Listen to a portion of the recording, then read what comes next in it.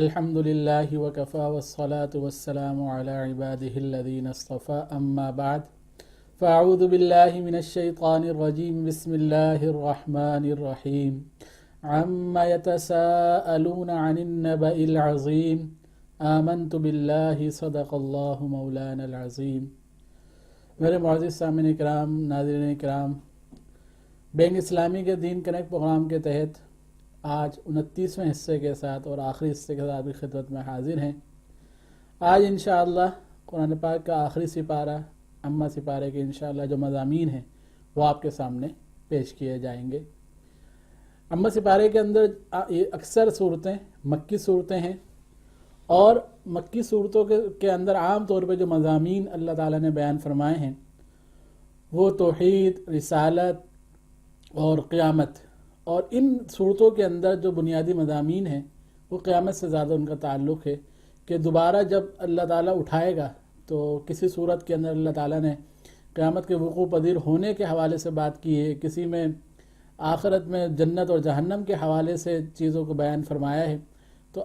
اکثر صورتوں کا جو موضوع ہے وہ آخرت ہے اور قیامت ہے۔ سپارہ شروع ہوتا ہے سورۃ النبا سے۔ نبا عربی زبان میں بڑی خبر کو کہتے ہیں، اور اس صورت کے شروع میں اللہ تعالیٰ نے اس بات کو بیان فرمایا کہ یہ لوگ سوال کرتے ہیں اس بڑی خبر کے بارے میں، وہ کون سی خبر ہے؟ تو فرمایا کہ عنقریب ان کو معلوم ہو جائے گا، اور یہاں نبا سے مراد وہی قیامت ہی ہے۔ تو ایک تو اللہ تعالیٰ نے قیامت کے وقوع پذیر ہونے کو اس کی صورت کے شروع میں بیان فرمایا، اور پھر اللہ تعالیٰ نے مختلف اپنی نشانیاں کہ اللہ تعالیٰ نے کیا آسمان سے بارش نہیں برسائی، اللہ تعالیٰ نے پہاڑ زمین پر گاڑ دیے، صبح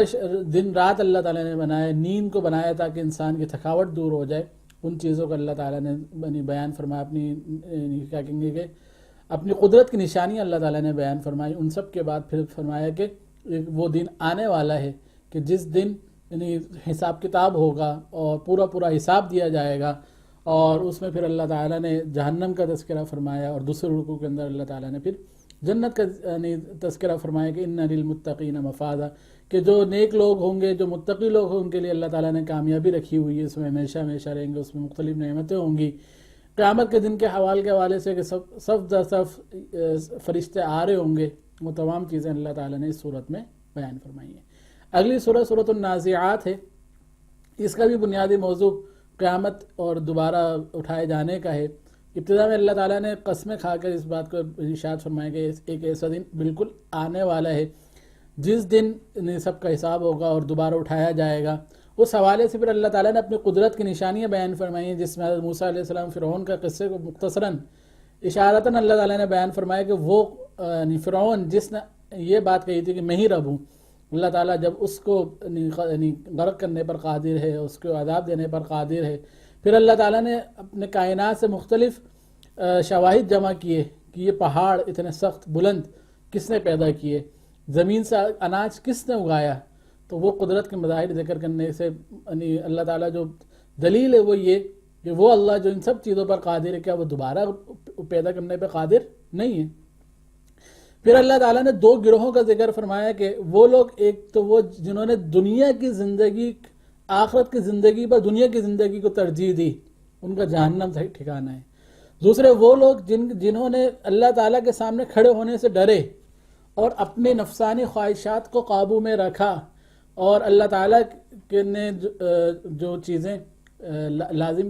بچنے کا حکم دیا ہے ان سے بچتے رہے، نفسانی خواہشات پر اپنے کنٹرول رکھا، نفس پر کنٹرول رکھا، ان کا جنت ٹھکانہ ہے۔ اور آخر میں ان کا یہ سوال کہ قیامت آئے گی کب، تو اس پر اللہ تعالیٰ نے کہا کہ وہ تو اللہ تعالیٰ ہی کو معلوم ہے کہ وہ کب آئے گی۔ اگلی سورت سورۃ العبس ہے۔ سورہ عبس کی ابتدا کی جو آیات ہیں وہ اس کے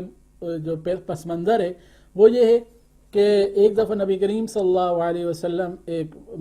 سرداران قریش کو دعوت دے رہے تھے۔ حضرت عبداللہ ابن ام مکتوم جو نابینا صحابی ہیں، وہ کوئی مسئلہ لے کر آئے، کوئی سوال پوچھنے کے لیے آئے، تو ظاہر بات وہ حالات کا ان کا علم نہیں تھا کہ آپ صلی اللہ علیہ وسلم سرداران قریش کو کوئی دعوت و تبلیغ کر رہے ہیں، تو آپ صلی اللہ علیہ وسلم ان کی طرف توجہ نہیں دی، تو اللہ تعالیٰ نے ایک سرزنش فرمائی آپ صلی اللہ علیہ وسلم کی، آپ کو حضرت عبداللہ ابن ام مکتوم جو اخلاص کے ساتھ دین سیکھنے کے لیے آئے تھے، ان کی طرف توجہ دینی چاہیے تھی، بجائے اس کے کہ آپ یعنی اس بات کو دیکھتے کہ سرداران قریش جو کہ اپنے منصب کے حوالے سے بڑے تھے ان کی طرف آپ توجہ دیتے۔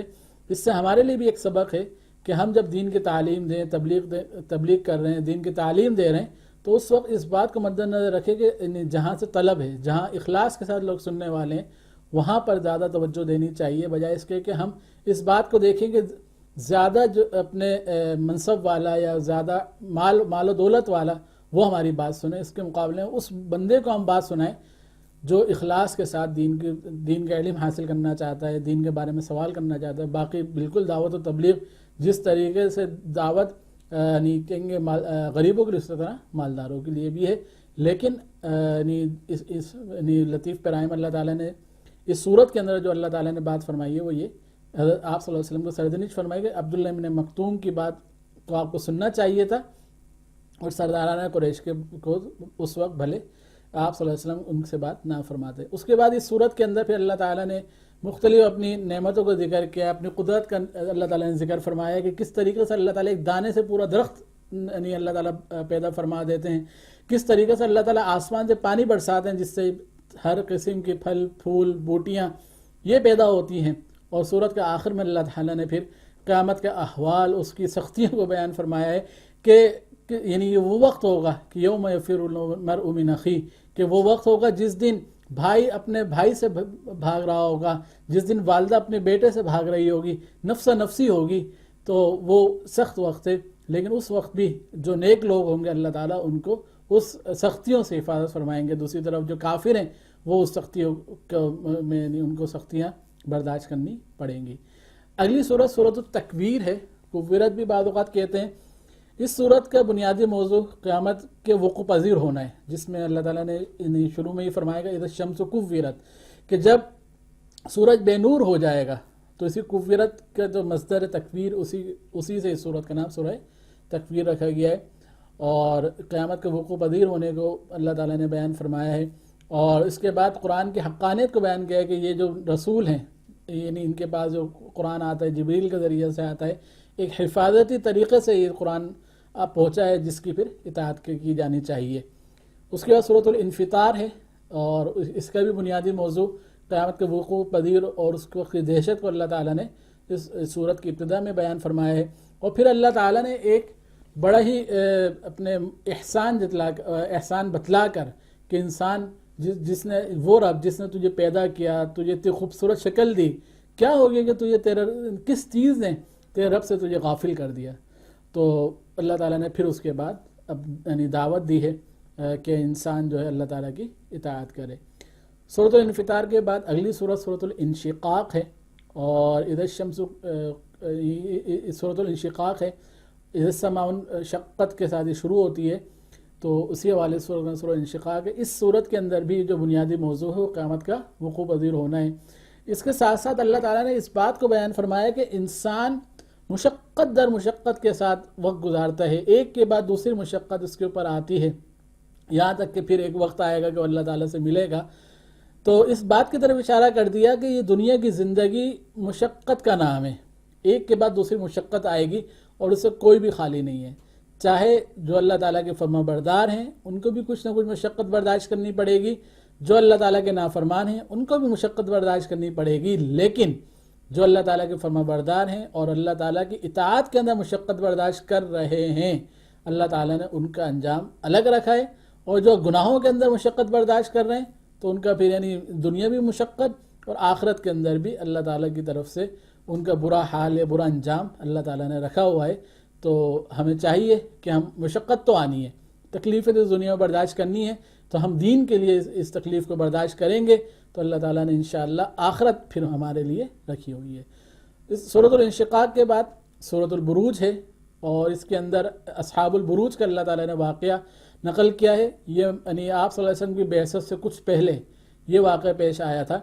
کہ ایک بادشاہ تھا جو کہ یعنی دین عیسوی یعنی عیسیٰ علیہ السلام کا دین سے اس سے پھر گیا تھا اور شرک کی طرف آ گیا تھا۔ تو اس میں ایک نوجوان جس کی پرورش بادشاہ کے پاس ہی ہوئی تھی، وہ دوبارہ دین عیسوی کی طرف آ گیا اور دین حق کی طرف آ گیا، اور اس نے پھر دعوت دی جس کے نتیجے میں اور بہت سارے لوگ مسلمان ہو گئے اور ایمان لے آئے۔ تو اس بادشاہ نے ان سب کے لیے جو مسلمان ہو گئے تو مجبور کیا کہ دوبارہ مشرک ہو جائیں، شرک پر آ جائیں، اور اگر وہ شرک پر نہیں آ رہے تو پھر اللہ اس نے ایک جگہ پر بہت بڑی آگ سلگائی اور ان تمام جو صاحب ایمان لوگ تھے ان کو اس آگ میں ڈالنا شروع کر دیا۔ تو اس کا اصحاب الاخدود کا اللہ تعالیٰ نے یہاں پر واقعہ نقل فرمایا ہے۔ اس حوالے سے سورہ کا یعنی ابتدا میں یہ اللہ تعالیٰ نے بیان فرمایا، اس کے بعد پھر اس صورت کے اندر اللہ تعالیٰ نے قرآن پاک کے محفوظ ہونے کو بیان فرمایا ہے۔ اس کے بعد اگلی سورہ سورۃ الطارق ہے۔ طارق کے معنی رات میں آنے والا، جس میں اللہ تعالیٰ نے قسم کھا کر کے جو ہے والسماء والطارق یعنی رات میں ستاروں کے اللہ تعالیٰ نے قسم کھا کر اس بات کو بیان فرمایا کہ جو کچھ تم کر رہے ہو وہ سب اللہ تعالیٰ کے پاس محفوظ ہے، اور ایک دن یہ سب کچھ کھل جائے گا، اور جب یہ کھلے گا تو پھر اس کا پھر اللہ تعالیٰ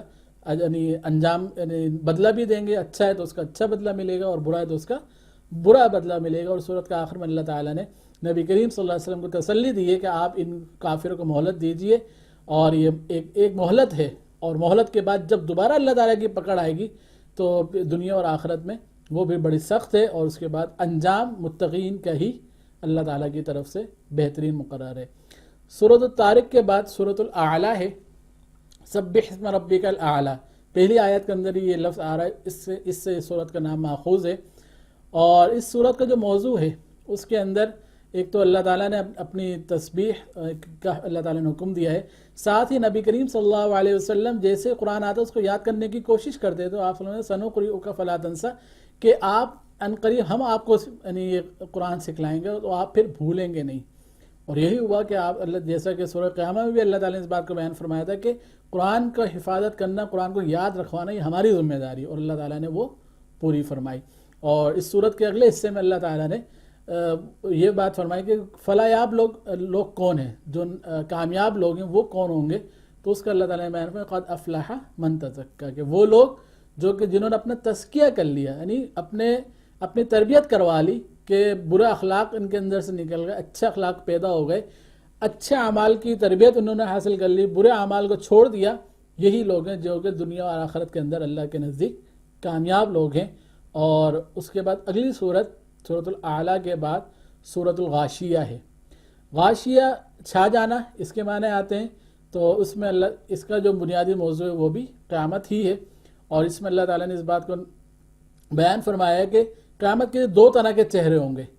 ایک چہرہ وہ ہوگا جو کہ خوش باش ہوگا، ایک چہرہ وہ ہوگا جس پر جو ہے وہ سمجھ ذلت طاری ہوگی،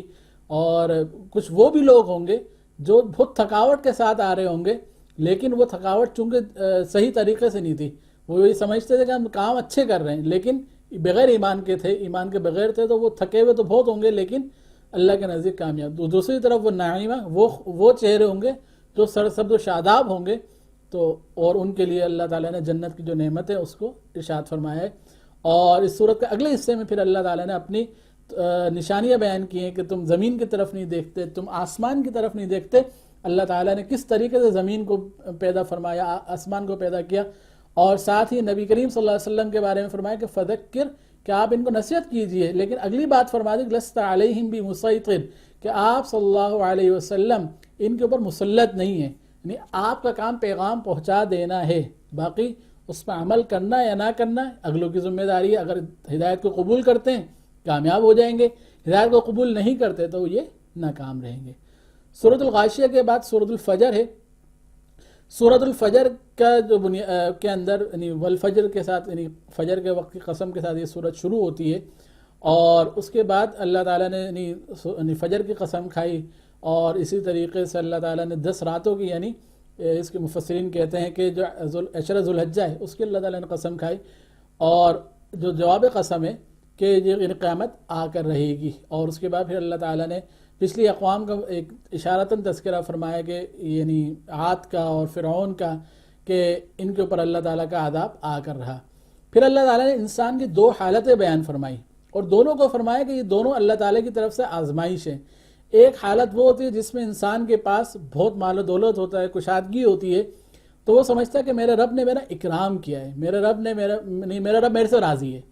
اور دوسری حالت وہ ہوتی ہے جس میں انسان اللہ تعالیٰ روزی روک لیتا ہے، تنگی آ جاتی ہے، تو وہاں انسان سمجھتا ہے میرا اللہ میرے سے ناراض ہو گیا ہے، تو اللہ تعالیٰ نے دونوں کو ابتدا جو کی وہ یہ کہ جب اللہ تعالیٰ آزمانا چاہتا ہے تو رزق بڑھا دیتا ہے، جب اللہ تعالیٰ آزمانا چاہتا ہے رزق تنگ کر دیتا ہے۔ دونوں صورتیں اللہ تعالیٰ نے فرمائی کہ آزمائش ہے۔ مال کا زیادہ ہونا یہ اللہ تعالیٰ کی طرف سے اس بات کی علامت نہیں کہ اللہ راضی ہے، اور مال کا کم ہونا اس بات کی علامت نہیں ہے کہ اللہ تعالیٰ ناراض ہو گیا ہے۔ تو یہ ہمارے کئی دفعہ ہم اپنے دیکھتے ہیں کہ ہم یہ بات سوچ رہے ہوتے ہیں کہ اگر کشادگی ہے، اللہ تعالیٰ خوب نواز رہا ہے، تو ہم سمجھتے ہیں اللہ ہم سے راضی ہو گیا۔ حقیقت یہ کہ اصل اللہ تعالیٰ کا راضی ہونا یا ناراض ہونا وہ اعمال کے ساتھ ہے۔ ایک مالدار ہے، مال کے حقوق ادا کر رہا ہے، اللہ اس سے راضی ہے۔ ایک غریب ہے اور وہ حقوق ادا کر رہا ہے، اللہ اس سے راضی ہے۔ لیکن ایک مالدار ہونے کے باوجود مال کے جو حقوق ہیں، زکوٰۃ ادا نہیں کر رہا، صدقۃ الفطر ادا نہیں کر رہا، قربانی نہیں کر رہا، اللہ اس سے ناراض ہے۔ وہ باقی فرائض ادا نہیں کر رہا، اللہ اس سے ناراض ہے۔ تو اللہ کا ناراض ہونا یا راضی ہونا وہ اعمال کے ساتھ ہے، مال و دولت کا اس سے کوئی تعلق نہیں ہے۔ تو لہذا ہم اس چیز پر غور و فکر کرتے رہیں کہ اللہ تعالیٰ جب راضی ہوگا جب ہم اعمال کریں گے۔ پھر اللہ تعالیٰ نے کچھ صفات بیان کی جو بری صفات ہیں، کہ یتیموں کا مال کھا جانا، مسکینوں کا مال کھا جانا، اور سورت کے آخر کے اندر پھر اللہ تعالیٰ نے نفس یعنی ان لوگوں کا ذکر فرمایا ہے جو واقعہ جنت میں جائیں گے، اور اس میں اللہ تعالیٰ نے فرمایا کہ جو نفس مطمئنہ لے کر آئے گا، یعنی ایسی جان لے کر آئے گا جس نے اللہ تعالیٰ کی رضا میں اپنے آپ کو گھلا دیا ہوگا، یہاں تک کہ وہ اللہ تعالیٰ کی رضا میں راضی تھا، تو وہ پھر ہوگا جس کے بارے میں اللہ تعالیٰ فرمائیں گے فادخلی فی عبادی وادخلی جنتی۔ اللہ تعالیٰ ایسے لوگوں میں ہم سب کا شمار فرمائے۔ اگلی سورت سورۃ البلد ہے۔ سورہ بلد یہ مکی سورت ہے، اور اس کے اندر اللہ تعالیٰ نے قسم کھائی ہے، بلد سے مراد شہر مکہ ہے، اور اس کے بعد اللہ تعالیٰ نے اس بات کو بیان فرمایا ہے کہ انسان کے سامنے اللہ تعالیٰ نے دونوں راہیں کھولی، اچھائی بھی اور برائی بھی۔ پھر انسان کے اوپر ہے کہ کس راہ کے اوپر جائے گا، اور آگے پھر اچھی جو راہ تھی اس کے بارے میں اللہ تعالیٰ نے اس بات کو بیان فرمایا کہ یہ کہ انسان اللہ کی راہ میں خرچ کرے، مسکین پر، غریب پر، یتیم پر، یہ جو وہ راہ ہے جو ہدایت کی راہ ہے۔ اور ساتھ میں یہ بھی حکم دیا کہ وہ لوگ اصحاب المیمنہ یعنی دائیں ہاتھ والوں میں سے یا کامیاب لوگوں میں سے ہوں گے، جو کہ اللہ تعالیٰ صبر بھی کرتے ہوں، اس کے آپس میں اس کا مذاکرہ کرتے ہوں، تلقین کے صبر کی تلقین کرنے والے ہوں، اور دوسری طرف جو اس ہدایت کو نہ ماننے والے ہوں اصحاب المشأمہ کے اندر یعنی ناکام لوگوں کے اندر آ جاتے ہیں۔ اگلی سورت سورۃ الشمس ہے، والشمس وضحاہا سے اس کا اسٹارٹ ہوتا ہے۔ تو اس کے اندر اللہ تعالیٰ نے قسم کھائی ہے سورج کی، اور اس کے بعد اور 4-5 قسمیں کھانے کے بعد جو جواب قسم ہے وہ یہ کہ اللہ تعالیٰ نے دو طرح کے جو لوگ تقسیم کر دیے۔ ایک وہ لوگ ہیں جنہوں نے اپنے آپ کو تزکیہ کر لیا، ان کا انجام اللہ تعالیٰ نے بیان فرمایا، اور ساتھ میں وہ لوگ جنہوں نے اپنا تزکیہ نہیں کیا۔ تزکیہ کا مطلب کیا ہے؟ جنہوں نے اپنے اندر اچھے اعمال کی تربیت حاصل کر لی اور نیک اعمال اخلاص کے ساتھ کرنے والے ہیں، وہ تزکیہ یافتہ لوگ ہو گئے۔ دوسرے جنہوں نے اپنے جان کو گھلا دیا اور تزکیہ نہیں کروایا تو وہ ناکام ہو گئے۔ اس حوالے سے پھر اللہ تعالیٰ نے قوم سمود کا جو ہے وہ واقعہ مختصراً ذکر فرمایا کہ قوم سمود تھی، ان کو اللہ تعالیٰ نے اپنی نشانی کے طور پر اونٹنی تھی، اس نے اس کو قتل کیا، تو اس کے نتیجے میں اللہ تعالیٰ نے ان کی اینٹ سے اینٹ بجا دی، تو اس کا اللہ تعالیٰ نے اس صورت میں تذکرہ فرمایا۔ سورۃ الشمس کے بعد سورۃ اللیل ہے، واللیل اذا یغشی، یعنی پہلی جو آیت ہے اسی سے اس سورت کا نام ماخوذ ہے کہ اور اس میں اللہ تعالیٰ نے قسم کھا کر اس بات کو بیان فرمایا ہے کہ اس سورت کے بنیادی جو موضوع ہے وہ یہ ہے کہ اس میں اللہ تعالیٰ نے بخل سے بچنے کی تاکید فرمائی ہے، اور اس کے ساتھ ساتھ سخاوت یا انفاق فی سبیل اللہ کے اللہ تعالیٰ نے ترغیب دی ہے، اور اس میں ان لوگوں کی تعریف کی ہے جو کہ اللہ کی راہ میں خرچ کرتے ہیں۔ اگلی سورت سورۃ الضحیٰ ہے، والضحیٰ کے ساتھ ہی یہ سورت شروع ہوتی ہے، اسی سے اس سورت کا نام ماخوذ ہے، اور اس سورت کی ابتدا میں اللہ تعالیٰ نبی کریم صلی اللہ علیہ وسلم کو قسم کھائی گئی ہے والضحیٰ کے ساتھ، چاش کے وقت کی، اور نبی کریم جواب قسم یہ کہ اللہ تعالیٰ نے آپ کو نہ تو چھوڑا ہے نہ آپ سے ناراض۔ سورۃ الضحیٰ مکی صورت ہے، اور اس کے نزول کے بارے میں یہ بات آتی ہے کہ شروع میں کچھ صورتیں نازل ہوئیں، کچھ آیتیں نازل ہوئیں، اور پھر اس کے بعد نبی کریم صلی اللہ علیہ وسلم پر وحی کا سلسلہ کچھ وقت کے لیے منقطع ہو گیا۔ تو اس وقت کچھ کفار نے بھی کہا، اور کچھ آپ صلی اللہ علیہ وسلم کے جو رشتہ دار تھے انہوں نے کہا کہ اللہ تعالیٰ نے آپ کے رب نے آپ کو چھوڑ دیا ہے۔ تو اللہ تعالیٰ نے قسم کھا کے کہا کہ نہ تو آپ کے رب نے آپ کو چھوڑا ہے، اور نہ ہی اللہ تعالیٰ آپ سے ناراض ہے، اللہ تعالیٰ راضی ہے۔ پھر اللہ تعالیٰ نے 3 انعامات کا تذکرہ فرمایا جو کہ نبی کریم صلی اللہ علیہ وسلم نے فرمائے کہ آپ کو اللہ تعالیٰ نے ہدایت دی، اللہ تعالیٰ نے آپ کو غنی فرمایا، آپ کو اللہ تعالیٰ نے علم دیا، اور پھر اس کے پھر اس نعمتوں کا اللہ تعالیٰ نے آگے خرچ کرنے کا اور اس کے بدلے میں سمجھے نیک اعمال کرنے کا اللہ تعالیٰ نے حکم دیا کہ اللہ تعالیٰ نے آپ کو ہدایت دی تو آپ جو آپ سے کوئی مانگنے والا آتا ہے اس کو آپ منع نہیں کیجیے گا، اس کو دیجیے گا، کوئی یتیم ہے اس کے ساتھ آپ سختی کا معاملہ نہ کریں، اور جو کچھ علم دیا ہے اس کو آپ آگے بیان کیجیے۔ اس کے بعد سورۃ الانشراح ہے، سورہ الم نشرح، اور اس کا موضوع بھی نبی کریم صلی اللہ علیہ وسلم کی عظمت، آپ صلی اللہ علیہ وسلم کی رفعت اور بلندی ہے کہ اللہ تعالیٰ فرماتے ہیں کہ کیا ہم نے آپ کا سینے کو نہیں کھول دیا، آپ کے جو پیٹھ کا بوجھ ہے یعنی قرآن پاک کی دعوت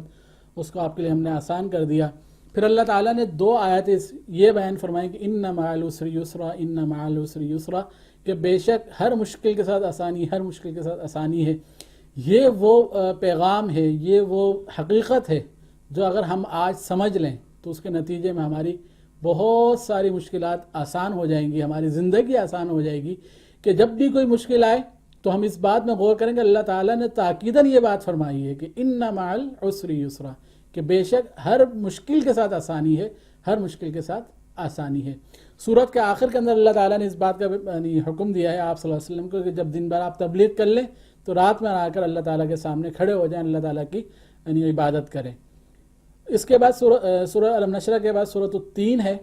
والتین والزیتون، پہلی آیت میں تین کا لفظ آتا ہے جس کے معنی انجیر کے ہیں، تو اس کے اللہ تعالیٰ نے قسم کھائی ہے،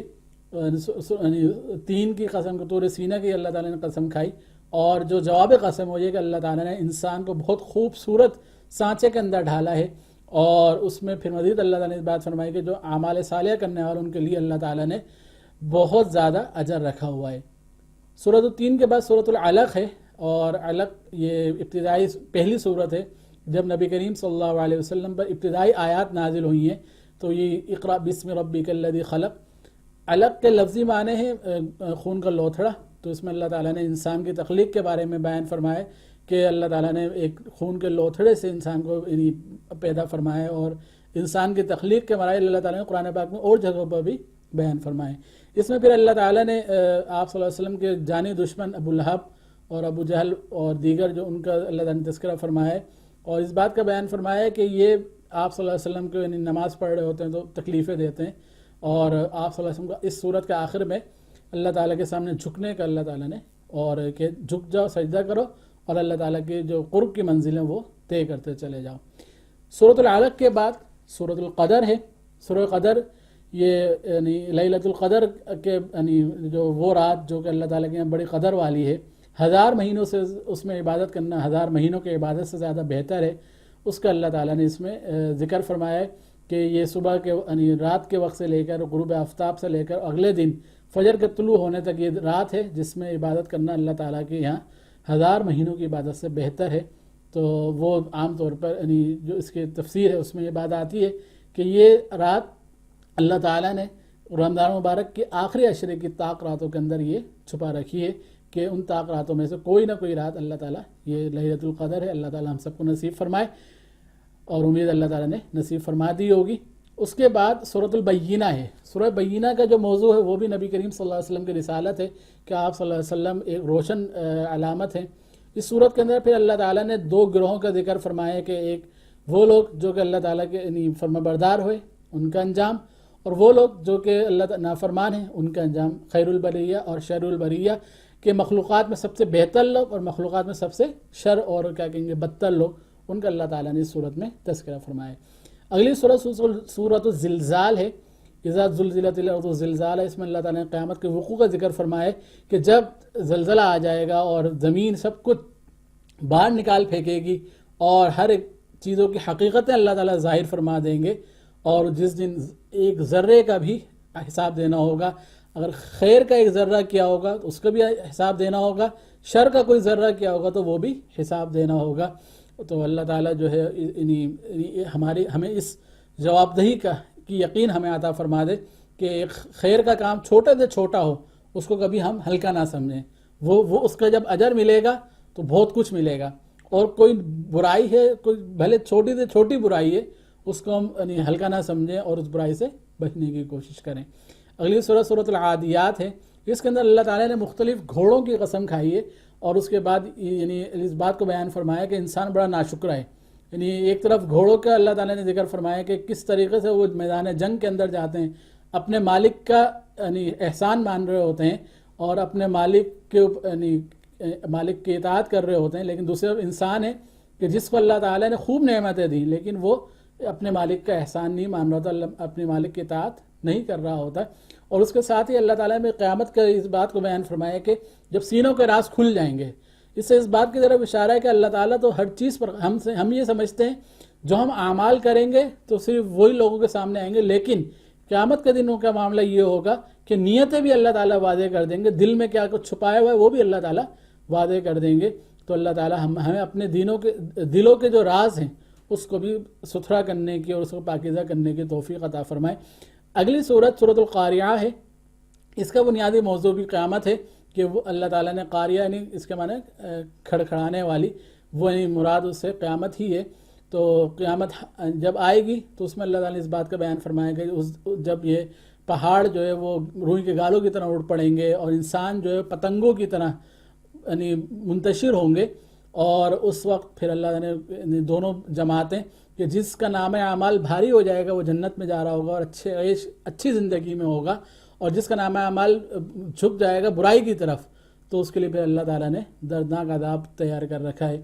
سورۃ القاریہ کے بعد سورۃ التکاثر ہے، اور سورۃ التکاثر کے اندر اللہ تعالیٰ نے اس بات کو بیان فرمایا کہ انسان مال کی محبت کے اندر ایک دوسرے سے مقابلہ کر رہا ہوتا ہے، میرے پاس مال زیادہ ہے، تیرے پاس مال زیادہ ہے، اور یہاں تک کہ قبر میں چلا جاتا ہے۔ اور حقیقت یہ ہے کہ پھر قیامت کے دن اللہ تعالیٰ ایک ایک نعمت کا حساب لیں گے۔ یہ بھی یقین اللہ تعالیٰ ہمیں نصیب فرما دے کہ ایک ایک نعمت کا اللہ تعالیٰ کو حساب دینا ہے، تو پھر ہر نعمت کو ہم اس طرح خرچ کریں، اس طرح استعمال کریں جس طرح اللہ تعالیٰ ہم سے چاہتا ہے۔ اس کے بعد اگلی سورت سورت العصر ہے، اور یہ قرآن سمجھیں کہ پوری اسلام کی، پورے اللہ تعالیٰ قرآن کی ایک مختصر اور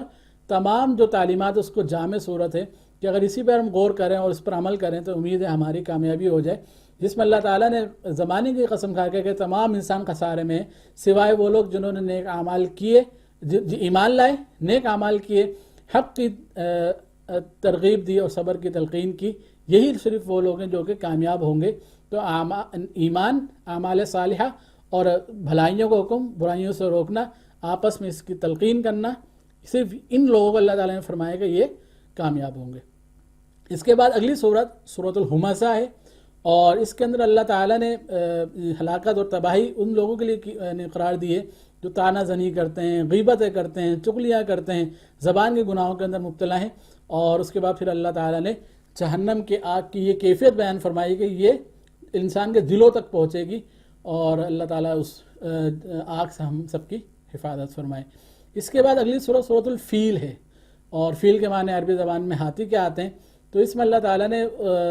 جو اصحاب فیل کا واقعے کی طرف اشارہ فرمایا ہے کہ نبی کریم صلی اللہ علیہ وسلم کی ولادت سے پہلے کہ یہ واقعہ ہے کہ جو یمن کا بادشاہ تھا وہ کعبہ کو منہدم کرنے کے لیے آیا، تو اللہ تعالیٰ نے ایک معمولی پرندے ابابیل کے ذریعے سے اس لشکر کو تہس نہس کر دیا۔ تو اللہ تعالیٰ نے یہ انعام قریش کے اوپر کیا تھا، تو اس کا تذکرہ اللہ تعالیٰ نے کیا ہے۔ اگلی سورت سورت الفیل کے بعد سورت القریش ہے، جس میں اللہ تعالیٰ نے مزید قریش پر اپنے انعامات کا تذکرہ کیا ہے کہ اللہ تعالیٰ نے ان کے لیے دو سردی اور گرمی کے قافلوں کے جو ترتیب ہے، جس سے ان کی معیشت چلتی ہے، اس کو یہ اللہ تعالیٰ کا انعام ہے کہ سردیوں اور گرمیوں کے الگ الگ قافلے جاتے ہیں جہاں پر تجارت کرتے ہیں اور پورا معاشی نظام چل رہا ہوتا ہے۔ تو یہ ان دونوں اصحاب فیل والا واقعہ یا سورت القریش والا، ان کے ذریعے سے اللہ تعالیٰ کفار مکہ کو یہ ترغیب دی جا رہی ہے، یہ دعوت دی جا رہی ہے کہ اللہ تعالیٰ کی نعمتیں اتنی ہیں اور پھر تم اس نبی اللہ تعالیٰ کی جو حکم ہے، قرآن ہے، اس کا انکار کر رہے ہو، تو اس سے اللہ تعالیٰ نے روکا ہے۔ اگلی سورت سورت الماعون ہے، اور معاون معاون کے لفظی معنی آتے ہیں کہ بہت چھوٹی سی چیز سے روکنے والا۔ تو اب اس سورت کے اندر جو اصل ترغیب ہے وہ یہ ہے کہ اللہ تعالیٰ نے کیا کہیں گے کہ برائی بیان کی ان لوگوں کی جو کہ اللہ تعالیٰ کی راہ میں خرچ نہیں کرتے، یہاں تک کہ بہت معمولی چیز جیسے نمک وغیرہ وہ بھی نہیں کرتے۔ مزید یہ کہ وہ لوگ جو کہ نماز تو پڑھتے ہیں لیکن نمازوں میں غفلت کے ساتھ پڑھتے ہیں، اپنے بھول کے ساتھ نماز پڑھتے ہیں، تو اس کے اللہ تعالیٰ نے اس میں وعید بیان فرمائی ہے۔ اس کے بعد اگلی سورت سورۃ الکوثر ہے۔ سورۃ الکوثر نبی کریم صلی اللہ علیہ وسلم کی رفعت عظمت کے اوپر اللہ تعالیٰ نے نازل فرمائی کہ انا اعطیناک الکوثر، کہ ہم نے آپ کو خیر کثیر عطا فرمائی، یا جو حوض کوثر ہے وہ عطا فرمایا۔ اور ایک بات جو کہ مشرک مکہ کی طرف سے تھی کہ آپ صلی اللہ علیہ وسلم کے جو نرینہ اولاد تھی ان کی انتقال کے بعد بعض کفار یہ کہنے لگے کہ آپ صلی اللہ علیہ وسلم تو بے اولاد ہی رہیں گے،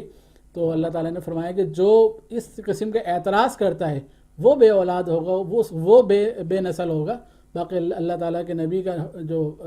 کیا کہیں گے نام ہے وہ تو اللہ تعالیٰ نے بلند فرما دیا، وہ قیامت کے بعد جنت تک اللہ تعالیٰ کے نبی بھی بلند ہے اور آپ صلی اللہ علیہ وسلم کا نام بھی بلند ہے۔ وہ لوگ جو اعتراض کیا کرتے آج ان کا کوئی نام لیوا نہیں ہے۔ سورۃ الکوثر کے بعد سورۃ الکافرون ہے، یہ بھی مکی سورت ہے، اور اس کا جو موضوع ہے وہ یہ کہ اللہ کافروں کو یعنی مخاطب کر کے یہ بات کہی گئی ہے کہ یعنی انہوں نے یہ پیشکش کی کہ آپ ہمارے خدا کی کچھ عبادت کر لیں، ہم آپ کے خدا کی کر لیں، تو کلیئر کٹ یہ بات کہہ دی گئی کہ نہ تو مسلمان کافروں کے خدا کی عبادت کریں گے، اور اگر کافر یہ چاہتے ہیں کہ ایمان لے آئیں تو پھر صرف اللہ کی عبادت ہی کرنی ہوگی۔ ایسا نہیں ہو سکتا کہ جو ہے آپس میں اس بات پر مصالحت ہو جائے کہ تم ہمارے خدا کی عبادت کر لو اور ہم تمہارے خدا کی کر لیں، ایسا نہیں ہوگا، بلکہ جو صرف عبادت اللہ تعالیٰ کے ساتھ ہی خاص ہے۔ اس کے بعد سورۃ النصر ہے۔ سورۃ النصر مدنی سورت ہے اور آخر کی صورتوں میں سے، اور اس میں اللہ تعالیٰ نے اس بات کا اعلان فرما دیا کہ جب اللہ تعالیٰ کی فتح و نصرت آ گئی، لوگ جوق در جوق اسلام میں داخل ہو رہے ہیں، تو پھر فسبح بحمد ربک واستغفر، کہ آپ اللہ تعالیٰ کی پاکی بیان کیجیے اور استغفار کیجیے۔ حضرت ابو بکر صدیق رضی اللہ عنہ نے جب یہ سورت سنی تو حضرت ابو بکر صدیق رونے لگے، تو صحابہ کرام نے کہا آپ اس میں تو فتح و نصرت کی بات ہو رہی ہے، آپ رو رہے ہیں؟ کہا کہ اس کا مطلب یہ ہوا کہ نبی کریم صلی اللہ علیہ وسلم کا وصال کا وقت قریب آ گیا ہے، کہ جو کام تھا وہ پورا ہو چکا ہے۔ تو یہ قرآن پاک کی آخری صورتوں میں سے ایک صورت ہے، اور باقی ہمارے لیے پیغام ہے کہ جب اللہ تعالیٰ کوئی اچیومنٹ دے، اللہ تعالیٰ کبھی کوئی کامیابی دے، تو اس کے بعد پھر ہمارا جو طریقہ ہونا چاہیے ہم اللہ تعالیٰ کی تسبیح کریں اور اللہ تعالیٰ سے استغفار کریں۔ اور استغفار اور تسبیح ہم کیوں کریں؟ ایک تو یہ کہ جو بھی کامیابی وہ اللہ تعالیٰ کی طرف سے، لہذا اللہ تعالیٰ کی تعریف، اللہ تعالیٰ کی تسبیح کرنی چاہیے۔ استغفار اس لیے کہ اگر کہیں ہمارے دل میں یہ بات آ جائے کہ یہ میرا کیا ہوا ہے، جو بھی کامیابی وہ میری ہے، تو اس پر ہم اللہ تعالیٰ سے استغفار کریں۔ اس کے بعد اگلی سورت سورۃ اللہب ہے، اور سورۃ اللہب کے اندر ابو لہب جو آپ صلی اللہ علیہ وسلم کے چچا تھے لیکن اسلام نہیں لائے، تو ان کی تباہی و بربادی کا اور اللہ تعالیٰ نے تذکرہ فرمایا ہے کہ یعنی ہلاکت و بربادی ابو لہب کے لیے اور ساتھ ہی ان کی بیوی کے لیے بھی، کہ یہ اس صورت کی جو نزول ہے اس کے پس منظر یہ تھا کہ آپ صلی اللہ علیہ وسلم نے جب دعوت دی تو سب کو جمع کیا، کوئی صفحہ پر چڑھے اور ایک اسلام کی دعوت دی۔ اس وقت ابو لہب نے کہا تھا کہ آپ صلی اللہ علیہ وسلم کے ہاتھ آپ تباہ ہوں، آپ صلی اللہ علیہ وسلم کے ہاتھ تباہ ہو جائیں، تو اللہ تعالیٰ نے کہا کہ تباہی ہو ابو لہب کے لیے جس نے آپ صلی اللہ علیہ وسلم کو یہ بد دعا دی تھی۔ اس کے بعد سورۃ الاخلاص ہے۔ سورۃ الاخلاص کا جو موضوع ہے وہ توحید ہے، اللہ تعالیٰ کی شناخت ہے کہ اللہ کون ہے۔ وہ اللہ ہے جو کہ واحد لا شریک ہے، نہ اس سے کوئی جنا، نہ اس کا کوئی ہمسر ہے، اس اللہ تعالیٰ کے اس میں تعریف کی گئی کہ اور صمد، یعنی وہ ذات دنیا اس کی محتاج ہو، وہ کسی کا محتاج نہ ہو، وہ ذات ہے۔ اللہ تعالیٰ کا تعارف اللہ تعالیٰ نے صورت میں کروایا ہے۔ اس کے بعد سورۃ الفلق ہے۔ سورۃ الفلق اور سورۃ الناس یہ اس وقت نازل ہوئی جب نبی کریم صلی اللہ علیہ وسلم پر کچھ جادو کے اثرات تھے، تو اللہ تعالیٰ نے یہ 11 آیات ہیں، 5 یعنی سورہ فلق اور سورہ الناس ملا کر 11 آیات ہیں، یہ نازل فرمائی اور کہا کہ یہ آپ پڑھیں اور دم کر، یعنی آپ صلی اللہ علیہ وسلم پڑھنے کا حکم دیا گیا۔ اور یہ بات یعنی مفسرین نے لکھی ہے کہ اگر صبح شام ان دونوں صورتوں کی 3 دفعہ اگر انسان تلاوت کر لے تو اس کے نتیجے میں ہر قسم کے جادو اور شرور سے اللہ تعالیٰ حفاظت میں رکھتے ہیں۔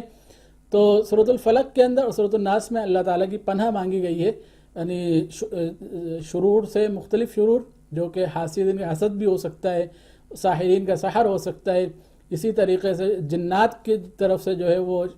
شر ہو سکتا ہے، ان سب سے اللہ تعالیٰ کی پناہ مانگی گئی ہے۔ اور ان معوذتین کے اوپر یعنی سورۃ الفلق اور سورۃ الناس کے اوپر آ کر قرآن پاک کے جو اپنے ترتیب ہے اس کے حساب سے اختتام ہوتا ہے۔ تو انہی مضامین کے ساتھ 30ویں سپارے کے یعنی قرآن پاک کے آخری سورۃ الناس کے اوپر آ کر ہمارے یہ جو سلسلہ ہے اپنے پیغام قرآن کا، اس کا بھی اختتام ہوتا ہے۔ اللہ تعالیٰ کی بارگاہ میں دعا ہے کہ اللہ پاک جو کچھ محنت کی گئی، جو کچھ بیان کیا گیا، اسے اپنی بارگاہ میں قبول فرمائے اور اس کا خوب اجر اللہ تعالیٰ ہمیں نصیب فرمائے۔ مجھے بھی جو بندے کی جو محنت ہے اس پر اللہ تعالیٰ بندے کو خوب عطا فرمائے، اور اس کے ساتھ جو معاونین ہیں ان سب کو اللہ تعالیٰ دنیا آخرت کی بھلائیاں نصیب فرمائے، اور اس محنت کو، اس کوشش کو اللہ تعالیٰ اپنی بارگاہ میں قبول فرما کر خوب نافع فرمائے، سب کے لیے نفع بخش بنائے۔ اس حوالے سے کہ جو اس سیریز کے اندر کہیں پر کسی جگہ پر اگر کوئی بات کے اندر کوئی خطا ہے، بہرحال انسانی کوشش ہے، تو اس بات کا امکان موجود ہے کہ جب انسان بول رہا ہوتا ہے تو کوئی بات اگر غلط ہے اور اس کی اگر کوئی نشاندہی یعنی ہے کہ جو یہ بات صحیح نہیں لگ رہی، تو جیسا کہ بینک اسلامی کی طرف سے پیش کیا جا رہا تو بینک اسلامی کے جو شرعی ڈپارٹمنٹ ہے اس سے آپ رابطہ کر کے اس کی نشاندہی کریں گے تو اس پر ہمیں خوشی ہوگی، اور انشاءاللہ اس کی تصحیح کر لی جائے گی۔ اللہ پاک ہر قسم کے شرور فتن سے ہماری حفاظت فرمائے اور اس کاوش کو اپنی بارگاہ میں قبول فرمائے، اور سب کے لیے، ہم سب کے لیے اس کو آخر کا ذخیرہ بنائے، اور قرآن پاک کو سمجھنے اور قرآن پاک پر عمل کرنے کے حوالے سے اللہ تعالیٰ اس سے ہمارے دل میں وہ جذبہ پیدا ہو جائے کہ جس کے نتیجے میں پھر ہم باقی قرآن پاک کو کھولیں اور اس کے مزید تفصیل کے ساتھ پڑھیں کہ اللہ تعالیٰ ہم سے کس طرح مخاطب ہے اور اللہ تعالیٰ ہم سے کیا چاہ رہا ہے۔ تو یہ جو مضامین بیان کیے گئے یہ صرف ایک جھلک ہے، اصل تو یہ ہے کہ ہم پورا قرآن کو خود پڑھیں اور اس کی تفسیر کو دیکھیں اور اس کے بعد اس پر عمل کرنے کی کوشش کریں۔ وآخر دعوانا ان الحمد للہ رب العالمین۔